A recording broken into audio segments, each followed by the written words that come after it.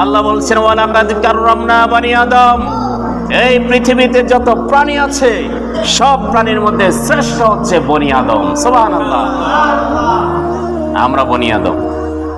আমরা বলি পৃথিবীতে ফুল অনেক সুন্দর, চাঁদ সুন্দর, প্রজাপতি সুন্দর, ময়ূর সুন্দর। আল্লাহ বলছেন নো, এই পৃথিবীর সবচেয়ে সুন্দর হচ্ছে মানুষ।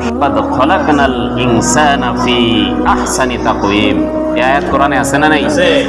এই পৃথিবীর শ্রেষ্ঠ সুন্দর হচ্ছে মানুষ। মানুষের চেয়ে শ্রেষ্ঠ সুন্দর এবং শ্রেষ্ঠ জাতি আল্লাহ পৃথিবীতে আর একটাও সৃষ্টি করেন নাই। বলেন সুবহানাল্লাহ। পৃথিবীতে একমাত্র প্রাণী হচ্ছে মানুষ, যারা মাথার নিচে বালিশ দিয়ে ঘুমায় এবং কাপড় চোপড় পরিধান করে। আপনি পৃথিবীর আর একটা প্রাণী দেখান যে প্রাণী তার লজ্জাস্থান ঢাকার জন্য কাপড় পরিধান করে। স্থলভাগের সবচেয়ে বড় প্রাণী হচ্ছে হাতি, এলিফ্যান্ট, বিশাল হাতি।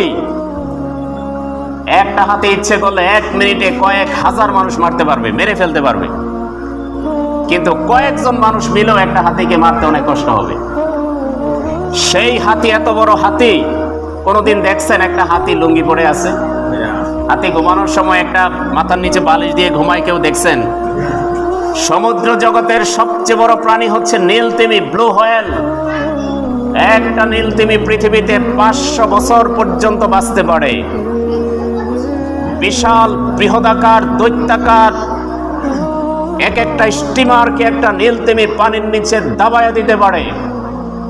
সেই নীলতিমি পরিধান করার জন্য কাপড় পরে না, সেই নীলতিমি পানিতে ঘুমানোর জন্য বালিশ ব্যবহার করে না। মানুষকে আল্লাহ শ্রেষ্ঠ করেছেন, কারণ হচ্ছে পৃথিবীর সমস্ত প্রাণীর চেয়ে সবচেয়ে বেশি বুদ্ধি আল্লাহ দিয়েছেন মানুষকে। ঠিক কিনা বলেন? সেই বুদ্ধি দেওয়ার পরেও এই মানুষ যদি জাহান্নামের কাজ করে, আল্লাহর অবাধ্যতা করে জাহান্নামে যায়, এতে আল্লাহর কোনো দোষ নেই, বরং মানুষ তার নিজের কপালে নিজেই আগুন দেয়। ঠিক কিনা বলেন?